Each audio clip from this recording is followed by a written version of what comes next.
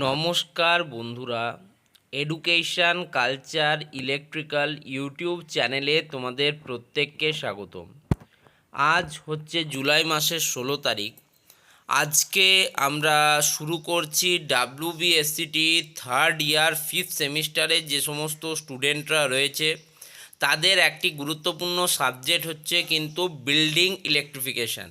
তো এই বিল্ডিং ইলেকট্রিফিকেশনের আজকের আলোচনার বিষয়বস্তু হচ্ছে ইউনিট 1, যেখানে আমরা ইন্ডিয়ান ইলেকট্রিসিটি রুলস 1956 নিয়ে কথা বলবো। দেখো, ইন্ডিয়ান ইলেকট্রিসিটি রুলস 1956-এর আন্ডারে অনেকগুলো রুলস তোমাদের পড়তে হয়। তার মধ্যে কিছু রুলস আমি দেখো এখানে সিলেবাস আকারে লিখেছি, বাকি রুলসগুলো এগুলো পড়ানোর পর আমরা আলোচনা করব। এই যে ক্লাসেসগুলো তোমাদের কন্ডাক্ট করানো হচ্ছে পুরোটাই স্টেট কাউন্সিলের অফিসিয়াল যে সিলেবাস সেটা ধরেই কিন্তু করানো হচ্ছে।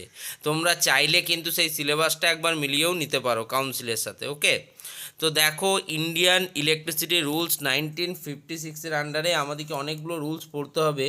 তার মধ্যে দেখো রুল নাম্বার 28, এখন যতগুলো আছে 77 অবধি আমরা পড়বো, তারপরের পার্টটা আবার পরে যখন এগুলো কমপ্লিট করে দেবো তারপরে আলোচনা করব। তো রুল নাম্বার 28-এ পড়তে হবে ভোল্টেজ লেভেল ডেফিনেশান, যে বিভিন্ন ভোল্টেজ লেভেল রয়েছে তার ডেফিনেশান কী রয়েছে। রুল নাম্বার 30-তে আমরা পড়ব service lines and apparatus on consumer premises. Consumer প্রেমিসেসে যে সার্ভিস লাইন এবং অ্যাপারেটার্স রয়েছে তার ব্যাপারে রয়েছে রুল 30। রুল নাম্বার 31 রয়েছে cut out on consumer premises. Consumer প্রেমিসেসের মধ্যে কাট আউটের ধরনের যে বিস্তারিত ব্যাখ্যা সেটা রয়েছে রুল নাম্বার 31-এ। রুল নাম্বার 46-এ রয়েছে periodical inspection and testing on consumers installation. কনজিউমারের যে ইনস্টলেশন প্রক্রিয়া হয়েছে তাতে পিরিয়ডিক ইন্সপেকশন এবং টেস্টিংয়ের কথা বলা হচ্ছে রুল নাম্বার 46-এ।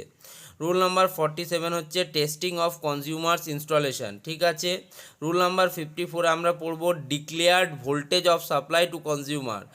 কনজিউমারকে যে ভোল্টেজ অফ সাপ্লাই ডিক্লেয়ার করা হবে সেটা জানতে চেয়েছে। রুল নাম্বার 55-এ রয়েছে আমাদের declared frequency of supply to consumer. Okay, খুব সুন্দর। রুল নাম্বার 77-এ আমরা জানবো clearance above ground of the lowest conductor. Lowest conductor থেকে গ্রাউন্ডের যে ক্লিয়ারেন্স সেটা সম্বন্ধে আমরা জানবো রুল নাম্বার 77-এ। তো যেহেতু আজকে একদম আমরা শুরুর ক্লাস করছি, আজকে ফার্স্ট ক্লাস করছি, সেহেতু আমরা প্রথম রুলটা শুধু জানার চেষ্টা করব আজকের এই ভিডিওতে। ঠিক আছে। তো আজকের প্রথম ক্লাস 1-এ আমরা ইন্ডিয়ান ইলেকট্রিসিটি রুলস 1956 নিয়ে কিন্তু আলোচনা করছি, 1956। ঠিক আছে। তো তার আমরা পড়বো আজকে রুল নাম্বার 28। কি বলছি?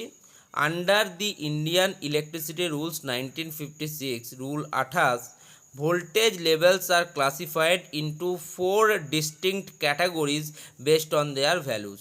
এই যে ভোল্টেজের বিভিন্ন পরিমাপ রয়েছে, ভ্যালু রয়েছে বা মান রয়েছে, তার উপর নির্ভর করে আমরা যে ভোল্টেজ লেভেলকে, ঠিক আছে, সেটাকে কিন্তু 4টি ভাগে ভাগ করি। কি কি?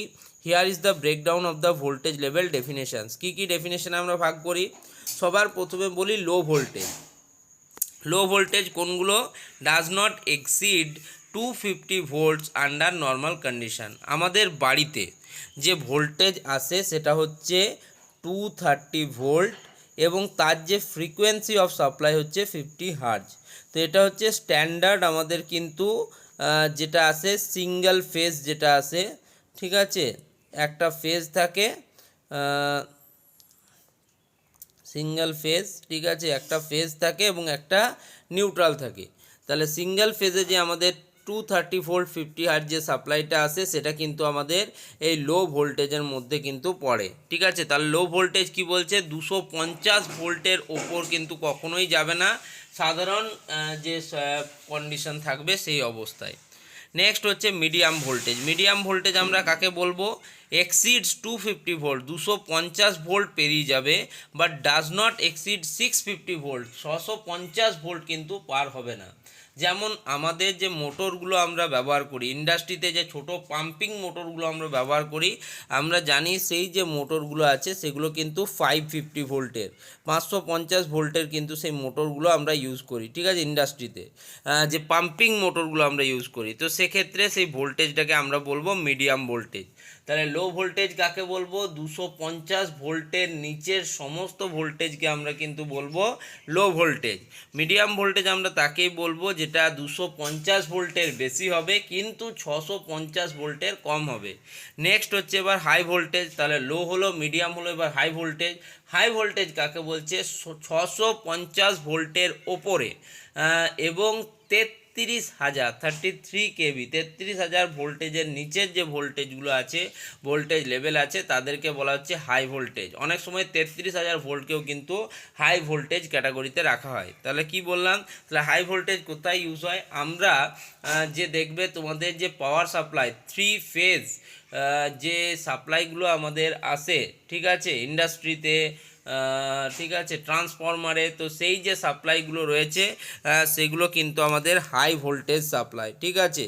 যেমন ধরো বিভিন্ন ইলেকট্রিসিটি ডিস্ট্রিবিউশন কোম্পানি আছে, যেমন WBSEDCL অর্থাৎ West Bengal state electricity distribution company limited যে আছে, সেই WBSEDCL এর তোমরা যদি দেখো তাহলে যে ইলেকট্রিক পোলগুলো বসানো থাকে তাতে কিন্তু 11 কেভি পাওয়ার সাপ্লাই কিন্তু যায় আমাদের, ঠিক আছে। তো সেটা কিন্তু আমাদের পড়ে হাই ভোল্টেজের মধ্যে। এর পরের যে ব্যাপারটা রয়েছে, চতুর্থ ক্যাটাগরি যে ভোল্টেজের রয়েছে সেটা হচ্ছে আমাদের কিন্তু এক্সট্রা হাই ভোল্টেজ, যেটাকে EHV বলা হয়। এক্সট্রা হাই ভোল্টেজ বা EHV যেটা রয়েছে সেটা 33,000 ভোল্টের উপরের যে ভোল্টেজ তাকে আমরা কিন্তু বলি এক্সট্রা হাই ভোল্টেজ। আমরা জানি যেখানে আমাদের পাওয়ার জেনারেটিং প্লান্টগুলো রয়েছে, যেমন ধরো থার্মাল পাওয়ার প্লান্ট, কোল বেস থার্মাল পাওয়ার প্লান্ট তোমার রয়েছে, সেখানে যে ইলেকট্রিসিটি তৈরি হলো সেই ইলেকট্রিসিটিটাকে দূর দূরান্তে পৌঁছে দেওয়ার জন্য আমরা ট্রান্সমিশন টাওয়ার্স ব্যবহার করি। তোমরা অনেকেই হয়তো দেখে থাকবে, তোমরা যখন কোনো একটা নির্দিষ্ট অঞ্চলের উপর দিয়ে যাও তোমরা কিন্তু ট্রান্সমিশন টাওয়ার্স দেখে থাকবে। সেই ট্রান্সমিশন টাওয়ারের মধ্যে দিয়ে এই অত্যাধিক পরিমাণ ইলেকট্রিসিটি কিন্তু আমরা পাঠাই, ঠিক আছে, এক জায়গা থেকে অন্য জায়গায় অনেক দূরে দূরে পাঠানো হয়, ঠিক আছে। তো এই যে আমরা ট্রান্সমিশন টাওয়ার্স ব্যবহার করি সেখানে আমাদের কিন্তু 132 কেভি ভোল্টেজ কিন্তু পাঠানো হয়। ধরো তাহলে 1,32,000 ভোল্ট কিন্তু, ঠিক আছে, এর দশক শতক হাজার অযুত লক্ষ, 1,32,000 ভোল্ট।